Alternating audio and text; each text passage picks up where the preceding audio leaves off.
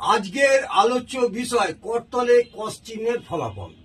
বিগত কয়েকদিন আগে রবি, চন্দ্র, শুক্র, বৃহস্পতি এবং বুধের ক্ষেত্রে কস চিহ্ন থাকলে কি প্রভাব পড়ে জাতক জাতিকাদের, সেই নিয়ে বিস্তারিত আলোচনা করেছি। আজকে আপনাদের মঙ্গলের ক্ষেত্রে কস চিহ্ন থাকলে এবং শনির ক্ষেত্রে কস চিহ্ন থাকলে কি প্রভাব পড়ে সেই নিয়ে বিস্তারিত আলোচনা করছি। প্রথমে আসি এই মধ্যমা আঙুলের নিচে এই যে কস চিহ্নটা আমি অঙ্কন করে দেখিয়েছি, এই কস চিহ্নের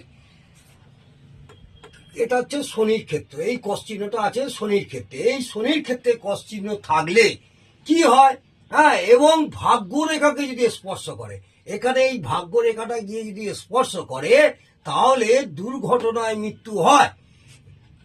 এই কস চিহ্নটা শনির ক্ষেত্রে থাকলে দুর্ঘটনা হয়, এবং যদি এই ভাগ্য রেখাটা এই থ্রেড লাইনটা গিয়ে এই কস চিহ্নের সঙ্গে কোনো কারণে যোগ হয় তাহলে দুর্ঘটনায় মৃত্যু হবেই হবে। বুঝে গেল? এবারে আমি আসছি, এই যে কস চিহ্ন, এটা হচ্ছে মঙ্গলের স্থান। মঙ্গলের আপার মার্কস বলা হয়, মঙ্গলের উচ্চস্থ স্থান।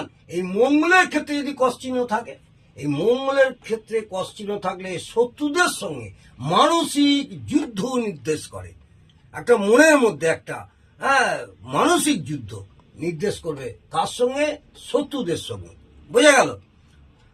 এবারে এই যে বৃহস্পতি আঙুলের নিচে অর্থাৎ মঙ্গলের লোয়ার মার্কসের জায়গায় যদি একটা এই ছোট্ট করে আমি কস চিহ্ন দেখিয়েছি, এই লোয়ার মার্কসের জায়গায় বৃহস্পতি ক্ষেত্রে নিচে আর কি, অর্থাৎ শীর্ষরেখা এবং আয়ু রেখার এই শেষ প্রান্তে যে কস চিহ্নটা রয়েছে, আপনাদের দেখতে যদি অসুবিধা হয় আর একটু ভালো করে দেখুন বা জুম করে দেখে নেবেন।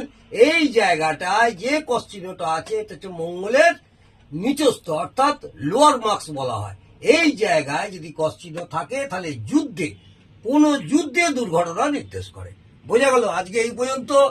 আগামী দিনে আরো বাকি ক্ষেত্রের কোন জায়গায় কস থাকলে বিস্তারিত আলোচনা করব। নমস্কার, জয় মাতা।